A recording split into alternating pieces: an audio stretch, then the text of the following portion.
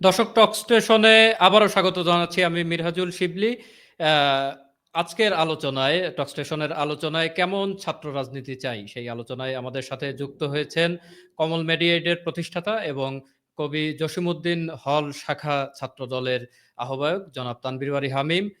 জনাব তানভীর বারী হামিম, আপনাকে আমাদের অনুষ্ঠানে স্বাগত জানাচ্ছি। আমিও টক স্টেশনকে স্বাগতম জানাচ্ছি এমন একটি আয়োজনের জন্য। ধন্যবাদ হামিম। হামিম, আমরা সরাসরি প্রশ্নে চলে যেতে চাই। আপনি দেখছেন যে ডাকসুর তফসিল অলরেডি ঘোষণা হয়ে গেছে এবং দীর্ঘদিনের শিক্ষার্থীদের দাবি ছিল যে বিশ্ববিদ্যালয়ের ছাত্র সংসদ চালু হোক। তো সেই দাবির প্রেক্ষিতেই আসলে বিশ্ববিদ্যালয় প্রশাসন ডাকসু নির্বাচন আয়োজন করতে যাচ্ছে। তো নির্বাচনের সামগ্রিক পরিবেশটা কেমন দেখছেন হামিম এই মুহূর্তে? যদি আমাদেরকে একটু জানান।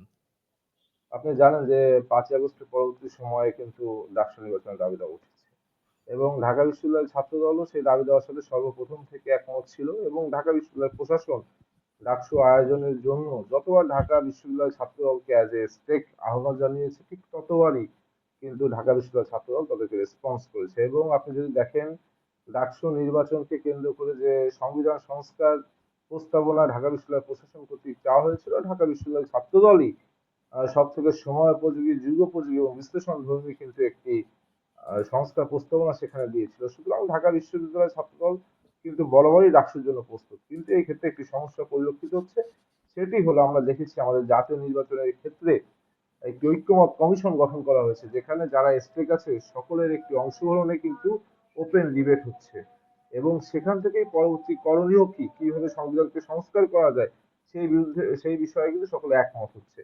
ঠিক একইভাবে আমরা দেখতে পেলাম যে আমাদের যে সংবিধান সংস্কার প্রণয়ন করা হলো, সেখানে আমরা যে বেশিরভাগ ছাত্র সংগঠন অথবা স্টেক গুলা যে সংস্কার প্রস্তাবনা দিয়েছিলাম তাকে এক প্রকার পাশ কাটিয়ে বিশ্ববিদ্যালয় প্রশাসন তড়িঘড়ি করে একটি তফসিল ঘোষণা করলো। এই ক্ষেত্রে আমরা ঢাকা বিশ্ববিদ্যালয় প্রশাসনও যদি ঢাকা বিশ্ববিদ্যালয় যারা স্টেক আছে তাদেরকে নিয়ে একটি ঐক্যমত কমিশন গঠনের মতন একটি আলোচনা আয়োজন করতে পারতো, যেখানে ওপেন ডিবেট হতো এবং শিক্ষার্থীরা সেখানে সরাসরি সেটা দেখতে পেত। আমার মনে হয় এই ডাকসুটি আরো যে নির্বাচন তফসিল ঘোষণা সেটি আরো ফলপ্রসূ হতো। ওপেন ডিবেট না হলেও তো ছাত্র সংগঠনগুলোর মধ্যে তো একাধিকবার আলোচনা হয়েছে, আপনি আপনার কথার প্রথমেই বলেছিলেন। তো সেখানেও তো অনেক সিদ্ধান্ত আসতে পারে, কিংবা আপনারা যদি সেইভাবে বলি যে ছাত্র সংগঠনগুলো ছাত্রদের প্রতিনিধিত্ব করছে সেখানে, কারণ এখানে তো একাধিক ছাত্র সংগঠন রয়েছে, তো সেই জায়গা থেকে তো এটা কি মানে যথেষ্ট না? আসলে ওপেন ডিবেট হয়েছে বিষয়টা এরকম না, যে যার প্রস্তাবনা আচ্ছা, বিশ্ববিদ্যালয় প্রশাসনকে জানিয়েছে, আচ্ছা। কিন্তু বিশ্ববিদ্যালয় প্রশাসন কিন্তু সেই বিষয়ে একমত কিনা বা সেটা গৃহীত করলো কিনা সেটা তাৎক্ষণিকভাবে জানায়নি। ঐক্যমত কমিশনে যখন দেখছি একটি ওপেন ডিবেটের পর কিন্তু সবাই একটি সিদ্ধান্তে আসছে, সেই সিদ্ধান্তগুলো কিন্তু অ্যাজ এ স্টেক আমরাই নির্ধারণ করিনি। বিশ্ববিদ্যালয় প্রশাসন সকল ছাত্র সংগঠনের যে প্রস্তাবনা ছিল সেটিকে এক প্রকার পাশ কাটিয়েই তফসিল ঘোষণা করেছে এবং সেই ধরনের কোনো সংস্কার কিন্তু আমরা দেখেছি, খুব বেশি সংস্কার কিন্তু এই সংবিধানে আসেনি। সংস্কার প্রস্তাব তো আপনারা যে সংস্কার প্রস্তাবগুলো দিয়েছেন, প্রশাসন তো মানে এরকম তো শোনা যায় যে অধিকাংশই প্রশাসন আপনাদের প্রস্তাব মেনে নিয়েছে। আসলে আমরা সব থেকে বড় যে প্রস্তাবনাটা দিয়েছিলাম, আপনি জানেন ঢাকা বিশ্ববিদ্যালয়ের যে ছাত্র সংসদ, কেন্দ্রীয় ছাত্র সংসদ ডাকসু, ডাকসু একটি ইলেকটোরাল বডি। এখানে ছাত্রদের প্রতিনিধির একটি নির্বাচিত প্রতিনিধিদের গ্রুপ, কিন্তু সেখানে আমরা দুঃখের সাথে দেখি যে প্রেসিডেন্ট পদে একদম অনির্বাচিত ভাবে অপ্রতিদ্বন্দ্বিতা আমাদের ঢাকা বিশ্ববিদ্যালয়ের ভিসি মহোদয় সেখানে প্রেসিডেন্ট হিসেবে থাকেন। কিন্তু আমরা চেয়েছিলাম যেহেতু এটা ছাত্রদের নির্বাচিত বডি, সুতরাং ছাত্রদেরই একজন প্রতিনিধি এখানে প্রেসিডেন্ট হিসেবে থাকুক। হ্যাঁ, ভিসি স্যার আমাদের বিশ্ববিদ্যালয়ের সর্বোচ্চ প্রশাসনিক কর্তা, সুতরাং তাকে তো অবশ্যই একটু জায়গা দিতে হবে। সেই ক্ষেত্রে আমরা পুরো ঢাকা বিশ্ববিদ্যালয়ের ছাত্রদল প্রস্তাবনা দিয়েছিলাম ভিসি মহোদয়কে প্রধান উপদেষ্টা হিসেবে আমরা সেখানে ডাকসুর প্রধান উপদেষ্টা হিসেবে আমরা পদায়ন করতে পারি এবং প্রেসিডেন্ট হিসেবে আমরা শিক্ষার্থীদেরকে নির্বাচিত একটি প্রতিনিধি যদি রাখি, সেই ক্ষেত্রে কি হয়, সম্পূর্ণ শিক্ষার্থীদের প্রত্যক্ষ ভোটেই কিন্তু তারা পুরো ইলেকট্রাল বডিটি নির্বাচিত করতে পারে। এবং আমরা আরো একটি প্রস্তাবনা দিয়েছিলাম ভিপি পদে একজন মেল ভিপি, একজন ফিমেল ভিপি, অর্থাৎ জেন্ডার ইকুইটি এবং ইকুয়ালিটি এনশিওরের জন্য কিন্তু আমরা যোগ দিয়েছিলাম। কিন্তু দুঃখের সাথে পরিলক্ষিত করলাম এগুলো কোনো কিছুই কিন্তু গৃহীত হয়নি।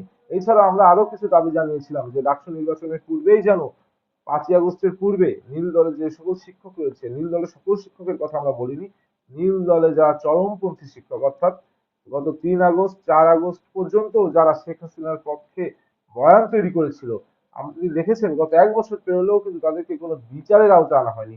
ঠিক একইভাবে 3 আগস্ট 4 আগস্ট পর্যন্ত ঢাকা বিশ্ববিদ্যালয়ের বিভিন্ন প্রশাসনিক কর্মকর্তা ছিলেন, যারা 3 আগস্টও শেখ হাসিনার পক্ষে বিশ্ববিদ্যালয় অভ্যন্তরে মিছিলের আয়োজন করেছিল, তারাও কিন্তু এখনো খুব সগর্বে কিন্তু চাকরি চালিয়ে যাচ্ছে, তাদেরকেও বিচারের আওতায় আনা হয়নি। ঠিক একইভাবে 3 আগস্ট 4 আগস্ট যে ছাত্রলীগ নেতাকর্মীরা পদত্যাগ করেছিল এবং 5 আগস্ট হাসিনা পালিয়ে যায়, সেই ছাত্রলীগ নেতাকর্মীদেরও কিন্তু অনেকেই এখন হলগতে অবস্থান করছে। সুতরাং এই যে বিচারহীনতার সংস্কৃতি, এই বিচারহীনতার সংস্কৃতিকে অব্যাহত রেখে কিন্তু একটি সুস্থ সুন্দর ডাকসু হতে পারে না। এই জন্য আমরা দাবি জানিয়েছিলাম যে এই সকল যারা চরমপন্থী শিক্ষক, চরমপন্থী প্রশাসনিক কর্মকর্তা, ফ্যাসিবাদের দোসর যে সকল শিক্ষার্থী রয়েছে, তাদেরকে বিচারের আওতায় আনা। কারণ একটি সুস্থ সুন্দর ডাকসু নির্বাচনের ক্ষেত্রে এগুলো অন্তরায় হয়ে দাঁড়ায়। কারণ আপনি দেখেছেন ইতিমধ্যে ডাকসু প্রশাসন কর্তৃক যে খসড়া তালিকা প্রকাশিত হয়েছে, সেখানে অসংখ্য নিষিদ্ধ সংগঠনের নেতাকর্মীদের নাম এসেছে। একইভাবে যেদিন তফসিল ঘোষণার কার্যক্রম শুরু হবে, তার একদিন পূর্বেই কিন্তু আমরা দেখেছি নিষিদ্ধ সংগঠন ছাত্রলীগ, যুবলীগ কাঁটাবন সংলগ্ন এলাকায় মিছিল করে মিছিল পরবর্তীতে কয়েকটি ককটেল মুজিব হল গেটে ফুটিয়েছে, এবং ওই দিনই আমরা বিশ্ববিদ্যালয়ের বিভিন্ন স্থানে অবিস্ফোরিত ককটেল দেখতে পেয়েছি। সুতরাং এইগুলো তো অ্যালার্মিং। এই জন্য আমরা ঢাকা বিশ্ববিদ্যালয় ছাত্রদল চেয়েছিলাম ডাকসু নির্বাচন অনুষ্ঠানের পূর্বেই যেন একটি বিচারের সংস্কৃতি বিশ্ববিদ্যালয় প্রশাসন উপহার দিতে পারে, কিন্তু এক্ষেত্রে তারা বারংবার ব্যর্থতার পরিচয় দিচ্ছে। হামিম, ডাকসু নির্বাচন এখন যে ইতোমধ্যেই তফসিল ঘোষণা হয়ে গেছে। এই তফসিলে যদি নির্বাচন হয় সেক্ষেত্রে কি মানে ছাত্রদল অংশগ্রহণ করবে কিনা কিংবা ছাত্রদল প্রস্তুত কিনা? আর আপনি ব্যক্তিগতভাবে আ বিশ্ববিদ্যালয়ে তো এরকম শোনা যায় যে আপনি হয়তোবা আ নির্বাচনে অংশগ্রহণ করবেন। তো মানে আমরা একটু জানতে চাচ্ছি যে আপনি আসলেই নির্বাচনে অংশগ্রহণ করবেন কিনা? আসলে দেখেন, আমি একাই নই, ঢাকা বিশ্ববিদ্যালয় ছাত্র দলের যারা নিয়মিত শিক্ষার্থী আছে, তাদের ভিতর থেকেই হল পর্যায়ে এবং কেন্দ্রীয় পর্যায়ে নির্বাচনে অংশগ্রহণ করবে।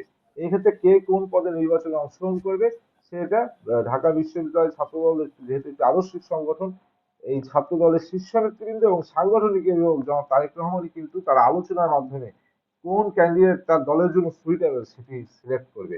যেহেতু আমি একজন নিয়মিত শিক্ষার্থী এবং ভোটার হিসেবে আমার নাম এসেছে, সুতরাং আমিও প্রতিদ্বন্দ্বিতা করতে চাই, কিন্তু এই ক্ষেত্রে আমি কোন পদে প্রতিদ্বন্দ্বিতা করবো এটা আমার দল সিদ্ধান্ত গ্রহণ করবে। আ পরবর্তী প্রশ্নে যেতে চাই। আহ আপনি বেশ কিছুদিন ধরেই কমল মেডিয়েট নামে একটি আ আ সেবামূলক কার্যক্রম চালাচ্ছেন এবং এটি বিশ্ববিদ্যালয়েও বেশ আম আ প্রশংসা, আলোচনা এবং সমালোচনারও জন্ম দিয়েছে। তো হামিম, এখানে প্রশ্ন হচ্ছে যে আমরা বেশ কিছুদিন ধরে এরকম বলতে শুনছি বিভিন্ন ছাত্র সংগঠনকে যে এই যে সেবামূলক কার্যক্রম যে আমরা করছি কিংবা শিক্ষার্থীদের আ জন্য আসলে এইটা কি ছাত্র রাজনীতি কিনা? কিংবা ছাত্র রাজনীতি এভাবে চলতে পারে কিনা? এই বিষয়ে আপনার একটু মন্তব্য জানতে চাইবো। আর এই যে আপনার যে স্বতন্ত্র যে প্ল্যাটফর্মের মাধ্যমে আপনি সেবামূলক কর্মকাণ্ড পরিচালনা করছেন, তো এইখানে মানে কোন ভাবনা থেকে এটি এলো? এবং হামিম, আপনি আমাকে মার্জনা করবেন আসলে আ এই প্রশ্নটি আমাকে করতেই হচ্ছে যে মানে এর ফান্ড কিভাবে আসছে? এই যে বৃহৎ কর্মযজ্ঞ আমরা কিন্তু দেখেছি আপনি আ অসংখ্য শিক্ষার্থীকে আপনার সুবিধার আওতায় এনেছেন। অ্যা আ স্বাস্থ্যসেবা কিংবা আরো যেসব কর্মকাণ্ড রয়েছে এর মাধ্যমে উপকৃত হয়েছে। এই বিষয়ে কোনো সন্দেহ নাই। কিন্তু আসলে অ্যা প্রশ্ন তো এটি থেকেই যায় আসলে ফান্ড কোথা থেকে আসছে? হামিম, যদি দয়া করে আমাদেরকে একটু আচ্ছা, বলেন। ঠিক আছে। আমি প্রথমে বলতে চাই, দেখুন, ছাত্র সংগঠনগুলোর কাজ শুধু স্টুডেন্ট ওয়েলফেয়ার না। ছাত্র সংগঠনের মূল কাজ, ছাত্র রাজনীতির মূল কাজ। আপনি যদি ছাত্র রাজনীতি নামে কোনো শব্দ আপনি কোনো ডিকশনারিতে পাবেন না। এটি মূলত ছাত্র আন্দোলন থেকে ছাত্র রাজনীতির উৎপত্তি। সুতরাং ছাত্র রাজনীতি যারা করে, এটার মূল স্পিরিট হলো, ছাত্র সংগঠনগুলোর মূল কাজ হলো শিক্ষার্থীদের দাবি দেওয়া পূরণে, শিক্ষার্থীদের সাথে ঐক্যবদ্ধ হয়ে সে দাবি দেওয়াগুলো যারা দায়িত্ব যারা হচ্ছে দায়িত্বপ্রাপ্ত তাদের কাছে এটা জবাবদিহির আওতায় আনা এবং তাদের কাছে এটা তুলে ধরা যে কি সমস্যা আছে, সমস্যা চিহ্নিতকরণ করা এবং সমস্যা সমাধানের করণীয় কি, সেই করণীয়টা প্রশাসন কর্তৃক বাস্তবায়নের জন্য দাবি তোলা। হ্যাঁ, আরেকটা বিষয় হচ্ছে, অ্যাজ এ স্টুডেন্ট আপনি জানেন যে আমার কমন মেডিকেল ঢাবির প্রতিষ্ঠাতা হিসেবে কাজ করছি এবং কমন মেডিকেল সাধারণত শিক্ষার্থীদেরকে স্বাস্থ্যসেবা নিশ্চিত করে থাকে। এটা কিভাবে? আমি প্রথম যে আমার অনুপ্রেরণা, আপনি জানেন বিএনপি ভারপ্রাপ্ত চেয়ারম্যান জনাব তারেক রহমান আমাদের ছাত্রদলের সাংগঠনিক অভিভাবক। তিনি রাষ্ট্র মেরামতের ৩১ দফা সংস্কার প্রস্তাবনা করেছিলেন। সেই ৩১ দফার ২৬ নম্বর দফা সবার জন্য স্বাস্থ্য, সার্বজনীন চিকিৎসা। সেখান থেকে আমি অনুপ্রাণিত হই এবং আপনি জানেন যেহেতু আমি একটি রাজনৈতিক দলগুলি বৃহৎ রাজনৈতিক দল, আমাদের এই জাতীয়তাবাদী দল আহ, পন্থী অনেক চিকিৎসক নেতৃবৃন্দ কিন্তু রয়েছে, যারা যারা এই ধরনের আমাদের দলেরই রাজনীতি আদর্শিকভাবে আমাদের দলের মতাদর্শে বিশ্বাসী, তারা কিন্তু আমাদের এই সহযোগিতা করে থাকে। এতে কি হয়, আমাদের দলের সুনামও বাড়ে এবং তারাও একটি সেবা, তাদের দ্বারা যেহেতু চিকিৎসক, তাদের একটা মানব সেবার পাশে দাঁড়াতে পারবে। এই ক্ষেত্রে কিন্তু তাদেরকেও আমার কোনো টাকা পয়সা দেওয়ার প্রয়োজনীয়তা পড়ে না। হ্যাঁ, আয়োজনের ক্ষেত্রে তো কিছু আহ, আর্থিক ব্যাপার স্যাপার আছে, যেমন আপনার এখানে 10টা টেন্ট করতে গেলে আপনার মিনিমাম 15 থেকে 20 হাজার টাকা খরচ আছে। এইটা আপনি আমার পারিবারিক ভাবেই আমি এটা ব্যবস্থা করে থাকি। সুতরাং কিন্তু ডক্টরদের আনার যে একটা বড় খরচ, সেই খরচ কিন্তু আপনার এখানে প্রয়োজন হয় না। কেননা এখানে যে ডক্টর আসে প্রত্যেকে অভিজ্ঞ, অনেকে প্রফেসর, অনেকে অ্যাসিস্ট্যান্ট প্রফেসর, এবং তারা বেশিরভাগ সময় না, সবসময় বিনামূল্যে কিন্তু চিকিৎসা সেবা দিয়ে থাকে। একটু একটু জানতে চাচ্ছি এটা যে এই যে পারিবারিকভাবে আপনি এটা ফান্ড করছেন বলছেন, বিশ্ববিদ্যালয়ের অনেকের কিন্তু এই আগ্রহ আছে আসলে কিভাবে ইয়ে হয়, কিংবা আপনার পরিবার সম্পর্কে কি আমাদেরকে কিছু বলবেন হামিম? আসলে দেখেন, আমি স্বাভাবিকত আমার একটি ব্যবসায়িক পরিবার থেকে আমার জন্ম, বেড়ে ওঠা, এবং এছাড়াও কিন্তু আমার আব্বা যেমন ব্যবসায়িক প্রতিষ্ঠান রয়েছে, একইভাবে আমার একটি অ্যাগ্রো ফার্ম রয়েছে, যেখানে আমার গরু, ছাগল এবং হাঁসের প্রজনন করে থাকি এবং সেগুলো বিক্রি করে থাকি, এবং সেখান থেকে একটি লভ্যাংশের মাধ্যমে কিন্তু আমি নিজেও চলি।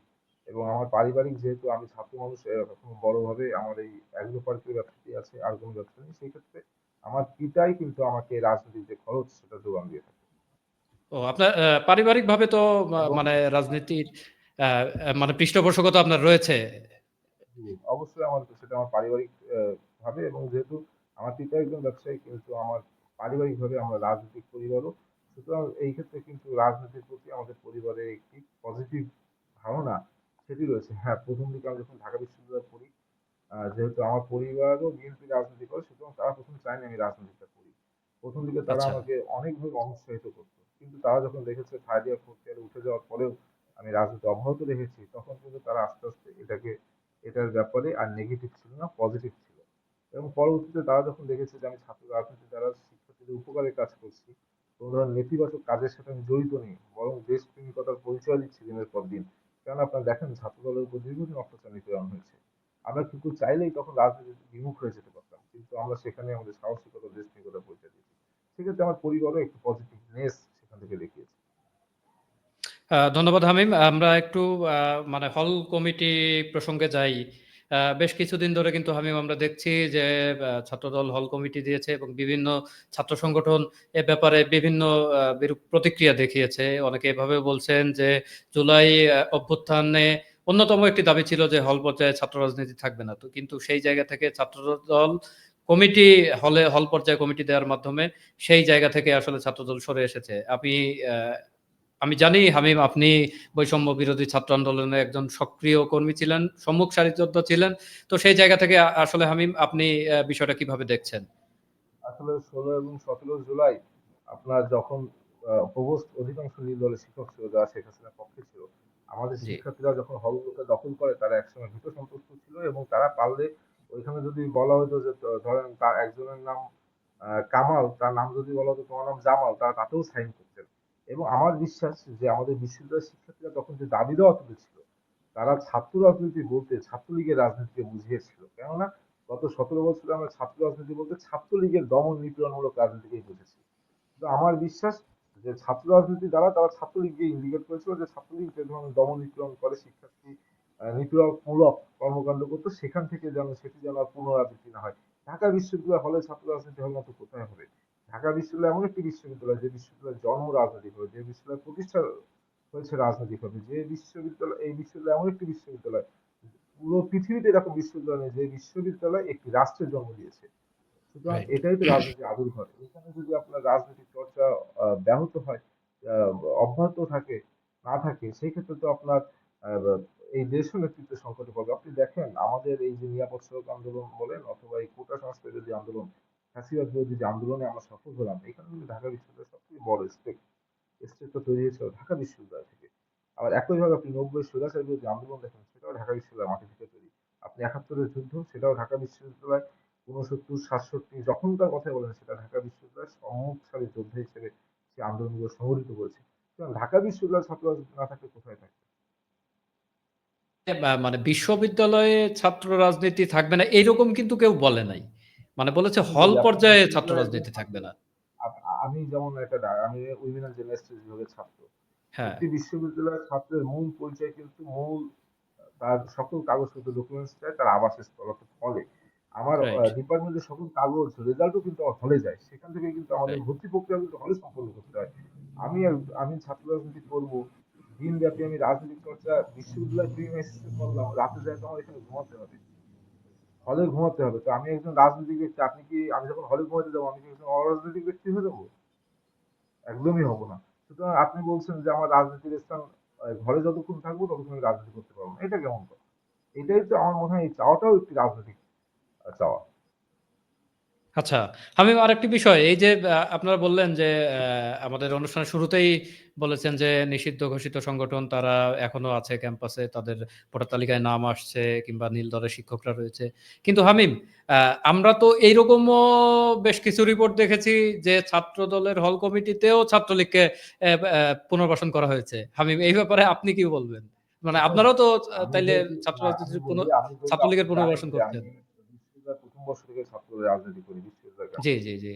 না আপনার আপনার বিষয় কোনো আমি ছাত্রলীগ আমি জানি কোনো হামিম। ছাত্রলীগে যদি কোনো ছাত্রলীগ যদি যুক্ত হতো, এটা আমাদের হৃদয়ে রক্তক্ষরণের কারণ। কেননা গত ৫ থেকে ৭ বছর বিশ্ববিদ্যালয় জীবনে আমরা ছাত্রলীগের অন্যায়, অত্যাচার, নিপীড়নের সবথেকে বড় ভোগান্তির শিকার হয়েছি। শুধু আমরা একটি বিষয় ক্লিয়ার করতে চাই যে ঢাকা বিশ্ববিদ্যালয় ছাত্রদলের যে হল কমিটিগুলো হয়েছে, এই হল কমিটিতে আপনারা অনেকের কিন্তু বিভিন্ন ছবি দেখাতে পেরেছেন যে তারা রাজনৈতিক কার্যক্রমে অংশগ্রহণ করেছে। এই বিশ্ব আমি তাদের, আমি বলছি না যে তারা ছাত্রলীগের কর্মী, এই অর্থে আমি বলছি না। যে ঢাকা বিশ্ববিদ্যালয়ের প্রথম বর্ষে যখন একজন শিক্ষার্থী আসে, সবাই তো ঢাকা বিশ্ববিদ্যালয়ের মোস্ট স্টুডেন্টস কিন্তু প্রান্তিক অঞ্চল থেকে আসে, সবাই কিন্তু সচ্ছল পরিবার থেকে আসে না। এমন অনেক শিক্ষার্থী আছে যাদের ঢাকা বিশ্ববিদ্যালয়ে থাকার জায়গা নেই, এবং কিন্তু গত ১৭ বছরে কিন্তু বিশ্ববিদ্যালয়ের হলে সিট নিশ্চিত করতে হলে ছাত্রলীগের রাজনীতি করতে হয়েছে বা ছাত্রলীগের কর্মসূচিতে জোরপূর্বক নিয়ে যাওয়া হয়েছে। সুতরাং একটি ছেলের যদি প্রথম বর্ষে একটি ছবি থাকে, তার মানে যে সে ছাত্রলীগ কর্মী, বিষয়টি এমন না। আমরা দেখেছি যে আমাদের ঢাকা বিশ্ববিদ্যালয়ের ছাত্রদলের senior joint secretary Nasiruddin Shawon, যিনি গত ১৭ বছর, ১৩টি বছর ঢাকা বিশ্ববিদ্যালয়ে আহ, আপনার হাসিনা সরকার যে দমন নীতি তার বিরুদ্ধে সোচ্চার কণ্ঠস্বর ছিলেন, যিনি ২০১৩-১৪ থেকে আমরা দেখছি আন্দোলনের সাথে সরাসরি যুক্ত, তাকেও তার প্রথম বর্ষে একটি ছবি, সে যখন হলে উঠেছিল, তার বাড়ি চট্টগ্রামের বাঁশখালীতে, সেখান থেকে সে যখন ঢাকা শহরে বিশ্ববিদ্যালয়ে আসে, তার ঢাকা শহরে থাকার জায়গা ছিল না, সে প্রথম বর্ষে যখন ভর্তি হয়, ছাত্রলীগের জোরপূর্বক তাকে কর্মসূচিতে নিয়ে যায়, সেই একটি ছবি দিয়ে তাকেও ছাত্রলীগ বানানো হচ্ছে। অথচ আমরা দেখেছি গত ১৪ সাল থেকে এই ২৫ সাল পর্যন্ত ১১টি বছর সে রাজপথের সাহসী ভূমিকা রেখেছে। তো এই ধরনের একটি ব্লেম গেম কিন্তু পলিটিক্যাল ভাবে, ষড়যন্ত্রমূলক ভাবে দেওয়া হচ্ছে।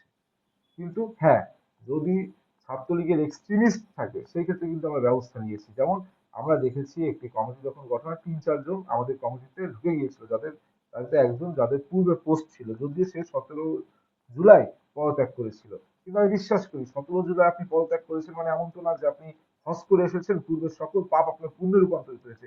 ওই ১৭ জুলাই পর্যন্ত আপনি ছাত্রলীগ করেছিলেন মানে আপনি ১৭ জুলাই পর্যন্ত হাসিনা ফ্যাসিবাদকে সমর্থন দিয়েছিলেন, এর জন্য বিচার আপনার হতে হবে। ঠিক এই কারণেই কিন্তু যারা পদ পদবি যারা আছে, যারা ১৭ জুলাই পর্যন্ত ছাত্রলীগের রাজনীতি থেকে ১৮ জুলাই পদত্যাগ করেছে, কিন্তু হল কমিটিতে অন্তর্ভুক্ত হয়েছিল, তাদেরও কিন্তু বহিষ্কার করা হয়েছে। ওই কমিটি গঠনের রাতেই কিন্তু একটি কেন্দ্রীয় ছাত্র সংসদ প্রেস রিলিজের মাধ্যমে তাদেরকে বহিষ্কার করেছে।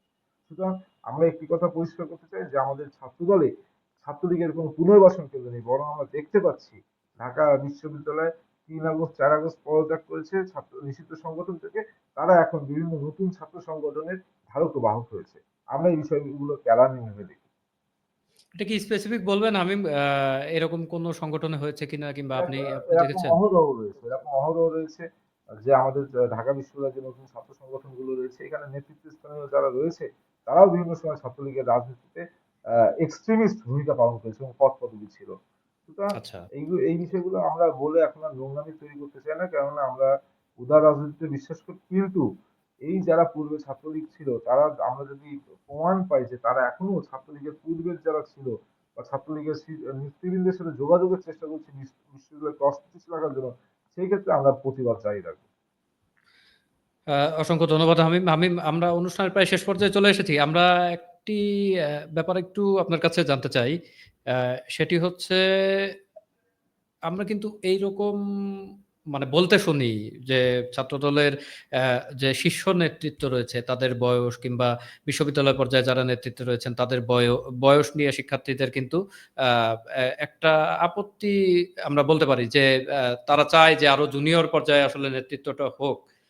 আবার আরেকটি বিষয় হামিম, আমি ধরেন ছাত্র দলেরও একাধিক নেতাকর্মীরাও অনেক সময় এটি বলে থাকে, হয়তোবা আড়ালে আবডালে গিয়ে বলে থাকে এরকম, যে ছাত্র দলের একটি অংশ নাকি চায় না যে ডাকসু নির্বাচন হোক।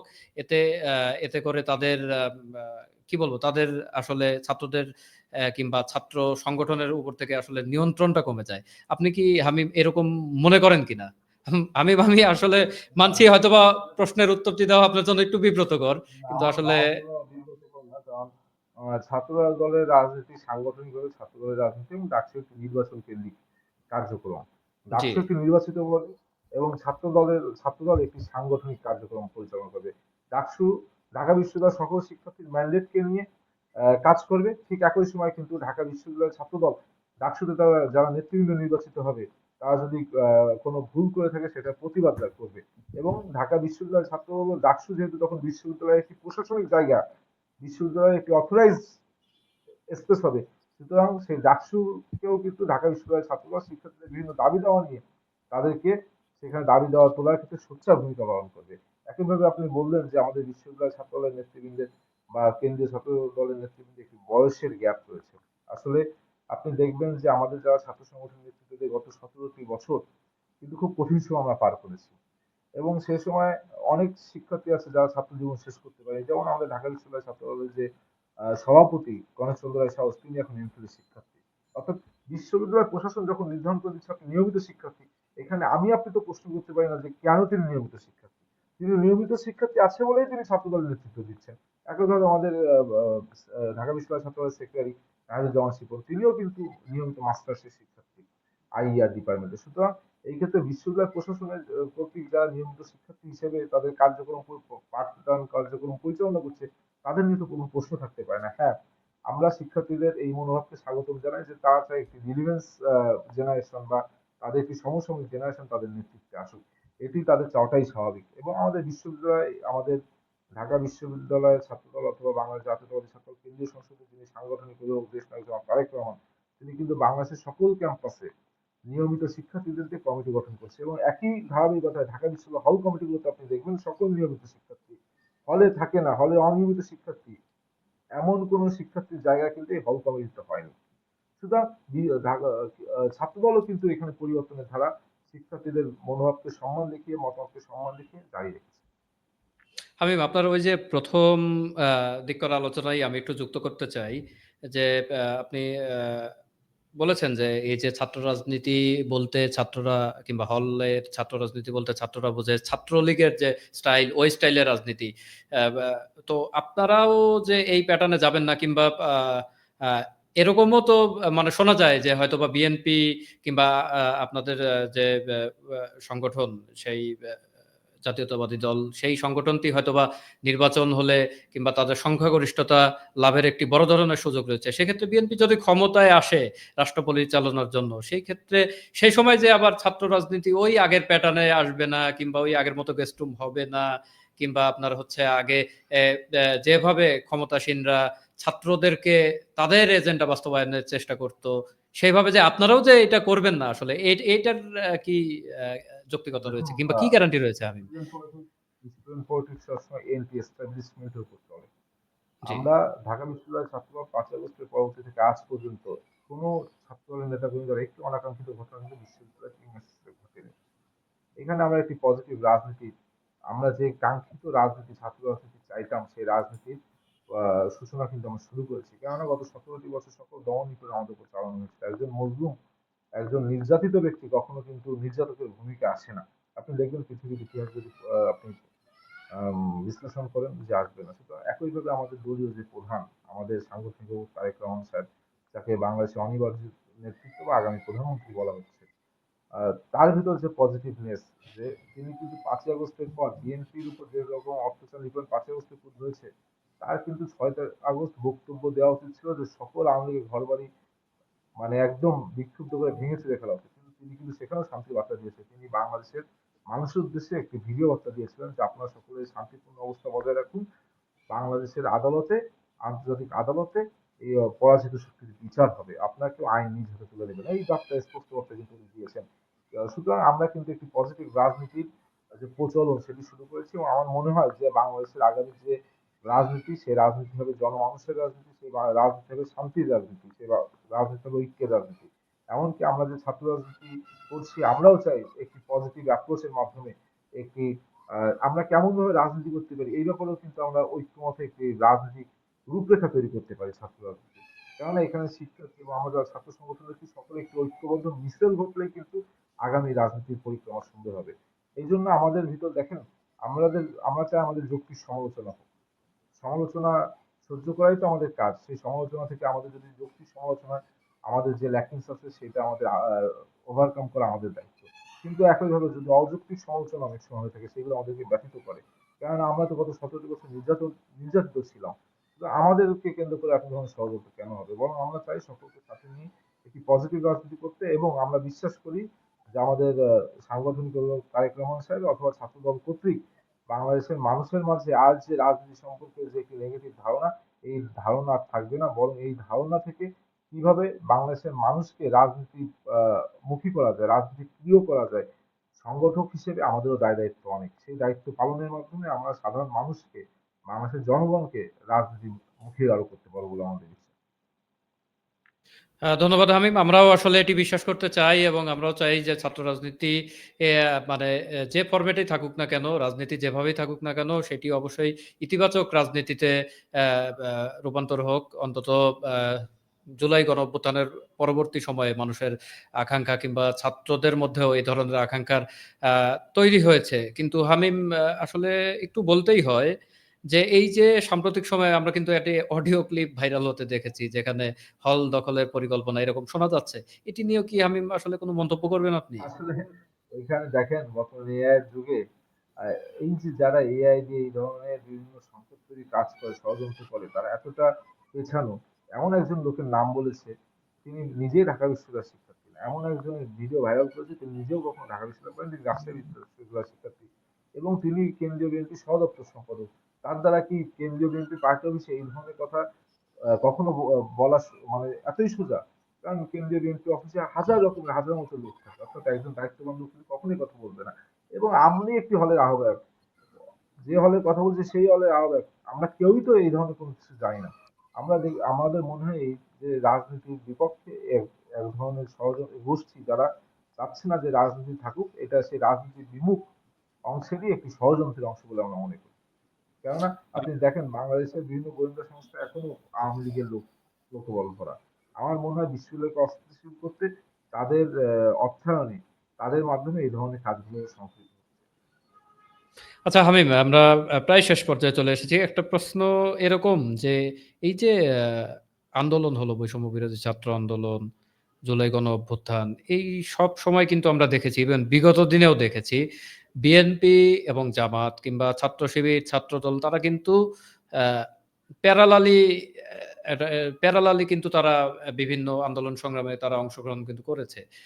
কিংবা ঐরকম একটা কিন্তু আন্তরিকতার জায়গা কিংবা একটি সৌহার্দ্যপূর্ণ জায়গা কিন্তু ছিল। কিন্তু আমরা কিন্তু সাম্প্রতিক সময়ে দেখতে পাচ্ছি যে অ্যা আ অন্যান্য ছাত্র সংগঠন, বিশেষ করে ছাত্র শিবিরের সাথে আসলে ছাত্র দলের একটি বেশ আ দ্বান্দ্বিক সম্পর্ক কিন্তু তৈরি হয়েছে।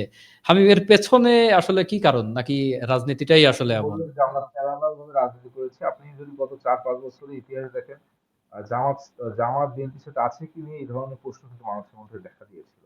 জি। আমরা দেখেছি গত যে নির্বাচন ছিল, গত শেষ নির্বাচনে জামাত শেষ পর্যন্ত অপেক্ষা করেছে যে আওয়ামী লীগের সাথে তারা ঐক্য করে একটি নির্বাচন করতে পারে কিনা। কিন্তু সেই ক্ষেত্রে বিএনপি তাদের স্পষ্ট ভূমিকায় কিন্তু ছিল যে তারা নির্বাচনমুখী হবে না, নির্বাচনকে তারা বয়কট করেছে।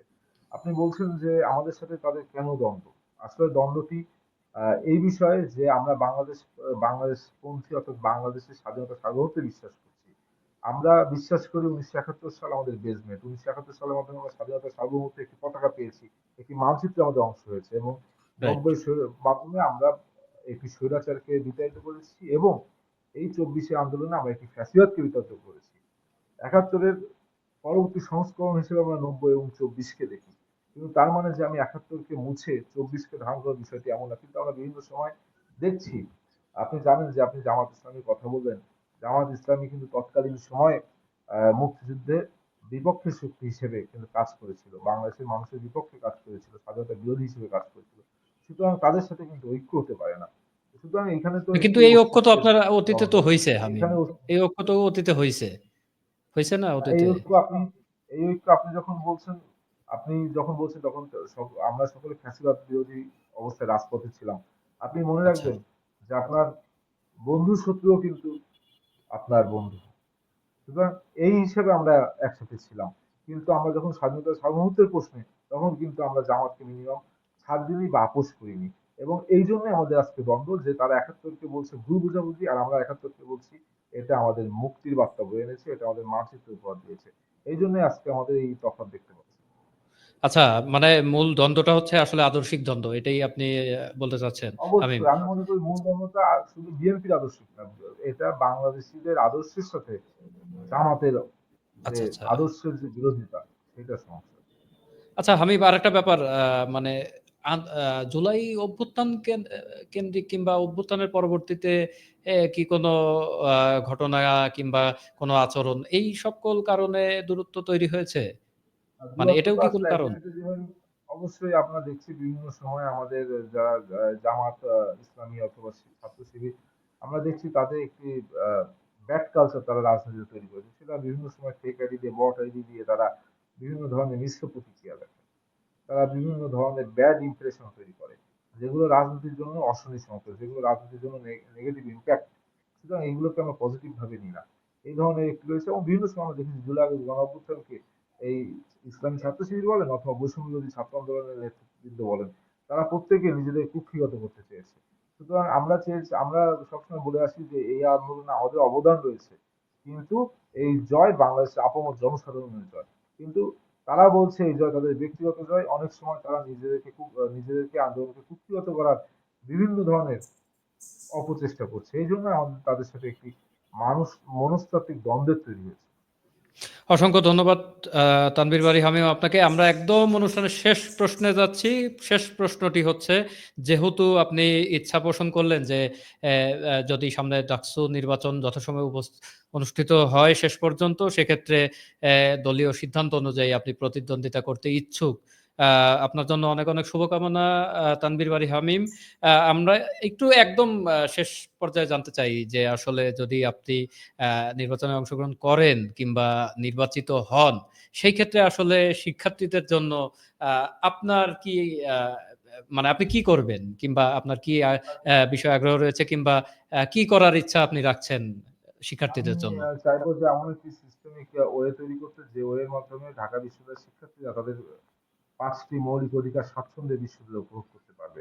এবং সেই আচ্ছা। ৫টি মৌলিক অধিকার স্বাচ্ছন্দ্যে যখন তারা উপভোগ করতে পারবে তখনই কিন্তু তারা এই যে রাষ্ট্রের যে পরিবর্ধন প্রয়োজন তারা কিন্তু শুরু করতে পারবে। আপনি দেখবেন যে ঢাকা বিশ্ববিদ্যালয়ের শিক্ষার্থীরা আগে একসময় আমরা অফিস আদালত বলতে গেলে দেখতাম যে ঢাকা বিশ্ববিদ্যালয়ের শিক্ষার্থীরা সকল শীর্ষস্থানীয় পর্যায়ে রয়েছে। আর আপনি এখন থানায় যাবেন, বিভিন্ন থানায় দেখবেন এসআইতে ঢাকা বিশ্ববিদ্যালয় সরাসরি। অর্থাৎ বিশ্ববিদ্যালয়ের শিক্ষার্থীদের যে একটি শীর্ষস্থানে যাওয়ার নিজেদেরকে সেই মেধার দ্বারা সেই শীর্ষস্থানে যাওয়ার যে পরিক্রমা সেটা কিন্তু ব্যাহত হচ্ছে। এই ব্যাহত হওয়ার কারণে আমাদের শিক্ষা পাঠদানের যে প্রক্রিয়া সেই প্রক্রিয়াও কিন্তু আমাদেরকে ভালো শিক্ষা পাঠদানের প্রক্রিয়া হচ্ছে না। বিশ্ববিদ্যালয় শিক্ষা পাঠদানের যে পরিস্থিতি সেই পরিস্থিতিতে ব্যাপক পরিবর্তন আনতে হবে। কেননা আমরা ঢাকা বিশ্ববিদ্যালয়ের শিক্ষার্থীরা আমাদের মানে সমস্যা বলতে এটা কি সিলেবাসে পরিবর্তন এরকম?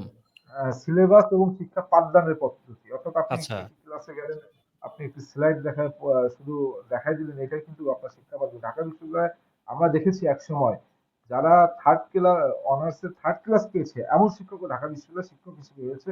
তাদের শিক্ষকতার যোগ্যতার ভিত্তিতে, তাদের শিক্ষকতার দৃষ্টান্তের কারণে। কিন্তু এখন আমরা দেখতে পাই যে ফার্স্ট ক্লাস ফার্স্ট হলে তিনি শিক্ষক হন, কিন্তু আমাদের মনে রাখতে হবে একজন ফার্স্ট ক্লাস ফার্স্ট হলে যে তিনি ভালো স্টুডেন্টের যে ভালো শিক্ষক হয়, বিষয়টি কিন্তু এমন নয়। সুতরাং আমাদের টিচার নিয়োগের পরে যে ট্রেনিং সেশন বা ওয়ার্কশপ গুলো কিন্তু আমাদেরকে সুন্দরভাবে ফ্যাসিলিটেট করতে হবে, যেখানে আমাদের একটি গ্যাপ রয়েছে। একইভাবে আমাদের শিক্ষা পাঠদান বা সিলেবাস বলেন, আমাদের বেশিরভাগ বিভিন্ন ডিপার্টমেন্ট বিভিন্ন বিভাগ গড়ে উঠছে যেগুলো বাংলাদেশের কনটেক্সটে অপ্রয়োজনীয়, যেগুলোর বাংলাদেশের ফিউচার খুব কম। সুতরাং এই বিষয়গুলোর ফিজিবিলিটি টেস্ট ছাড়াই কিন্তু একটি ডিপার্টমেন্ট তৈরি অথবা শিক্ষক রাজনীতিতে বিভিন্ন ভোটার তৈরির জন্য এইসব ডিপার্টমেন্ট তৈরি করা হচ্ছে। রাইট। এইসব ব্যাপারে শিক্ষার্থীদের জন্য সচেতন করা এবং ঢাকা বিশ্ববিদ্যালয়ের শিক্ষার্থীদের ইভ্যালুয়েশনের ক্ষেত্রে তাদের মূল্যায়নের ক্ষেত্রেও কিন্তু বিভিন্ন সমস্যা রয়েছে। একইভাবে আমার আপনি দেখবেন প্রাইভেট বিশ্ববিদ্যালয়গুলোতে কিন্তু শিক্ষকরা খুব এই ঢাকা বিশ্ববিদ্যালয়ের শিক্ষকরা যখন প্রাইভেট বিশ্ববিদ্যালয়ে যায়, তারা খুব সেন্সিটিভ ভাবে, তারা খুব কনসার্ন ভাবে সেখানে পাঠদান করে। কারণ কি, শিক্ষার্থী কর্তৃক তাদের একটি ইভ্যালুয়েশন মার্ক রয়েছে। কিন্তু আমরা কিন্তু ঢাকা বিশ্ববিদ্যালয়ের শিক্ষার্থীরা শিক্ষকদের ইভ্যালুয়েশন করতে পারি না। আমরা মাঝে দেখেছিলাম কয়েকদিন পূর্বে এটা চালু চালু হয়েছিল হয়েছিল কিন্তু কিন্তু এটা আসলে চর্চা নেই। কার্যকর হচ্ছে না। চালু কিন্তু এটা চর্চা নেই। সুতরাং এই ক্ষেত্রে একটি গ্যাপ রয়েছে। একইভাবে আমরা ঢাকা বিশ্ববিদ্যালয়ের শিক্ষার্থীরা আমাদের সমস্যা বলতে শুধু বুঝি আমাদের আবাসিক সমস্যা, পাতলা ডাল, খাবারের সমস্যা। কিন্তু আমরা একটি বিষয় দেখি না, এই বিশ্ববিদ্যালয়ের শিক্ষার্থীদের দ্বারা যে বিশ্ববিদ্যালয়ের যে শিক্ষা ব্যবস্থা, এই শিক্ষা ব্যবস্থা বাস্তবমুখী হচ্ছে না। একজন শিক্ষার্থী কেন তার পরীক্ষা, তার পড়াশোনা শেষে অনার্স মাস্টার্স কমপ্লিট শেষে দিনের পর দিন বেকার থাকবে? এই বিশ্ববিদ্যালয় তো এই শিক্ষার্থীর জন্য দায়বদ্ধ। যেহেতু এই বিশ্ববিদ্যালয় এই শিক্ষার্থীকে তৈরি করেছে, সুতরাং এই বিশ্ববিদ্যালয় তো পারে যে আমরা যখন মাস্টার্স শেষ করবো, এই মাস্টার্সের পর 3 মাস পর আমাদের রেজাল্ট, এই 3 মাস একটি জায়গায় আমাদের ইন্টার্নশিপ করা। এতে আমাদের নিজেদের ভিতরে ডেভেলপ হবে, আমাদের স্কিল ডেভেলপ হবে, আমাদের বিভিন্ন ধরনের কিন্তু আহ, যে কোপাবিলিটি ব্যাপার রয়েছে সেগুলো উন্নতি হবে। সুতরাং আমার মনে হয় যে এইসব বিষয়ে আমরা পরিবর্তন আনার জন্য কাজ করব। কিন্তু আপনি আবার একটি বিষয়, দুঃখের বিষয়, সেটি হচ্ছে এই ডাকসুর মেয়াদকাল হবে 1 বছর। এই বিষয়ে আমার একটি প্রশ্ন রয়েছে। আমাদের প্রস্তাবনা যে ডাকসু মেয়াদ 2 বছর করে, কারণ একটি ডাকসু গঠিত হওয়ার পর আপনি কয়দিন কর্মদিবস পান, আপনি কি এমন পরিবর্তন আনবেন? আপনি কি 1 বছর একটা মানুষ কি পরিবর্তন? আপনি তো হিন্দি সিনেমা বা বাংলা সিনেমার নায়ক না যে একদিনে সব রাতারাতি পরিবর্তন আনবে। এই ক্ষেত্রে অনেক প্রতিবন্ধকতা রয়েছে। আহ, দারুণ বলেছেন তানভীর বারী হামিম, আপনাকে অসংখ্য ধন্যবাদ আমাদের সাথে যুক্ত হওয়ার জন্য, এবং আপনার জন্য আমাদের শুভকামনা রইল। ও, সুধী জি, দর্শক, এই আপনাদেরও ছিল। ধন্যবাদ। টক স্টেশনকে অনেক ধন্যবাদ। একটি সুন্দর আলোচনা হলো। আমি মনে করি ঢাকা বিশ্ববিদ্যালয়ের শিক্ষার্থীদের এই আলোচনার মাধ্যমে তাদের যে চিন্তার দ্বার আরো উন্মোচিত হবে এবং তারা ছাত্র রাজনীতির যে আসলে ছাত্র রাজনীতি যে ছাত্রলীগের রাজনীতি নয়, এই বিষয়ে তাদের একটি মনোভাব তৈরি হবে বলে আমার বিশ্বাস। অসংখ্য ধন্যবাদ হামিম। আমরা অনুষ্ঠানের একদম শেষ পর্যায়ে চলে এসেছি সুধী দর্শক, আমরা শেষ করতে যাচ্ছি। সেই শেষ করার আগে আবারও আপনাদেরকে ধন্যবাদ এবং কৃতজ্ঞতা, এবং তানভীর বারী হামিম আপনার প্রতিও কৃতজ্ঞতা জানিয়ে আজকের অনুষ্ঠান এখানেই শেষ করছি। সবাইকে ধন্যবাদ, ভালো ধন্যবাদ। থাকবেন।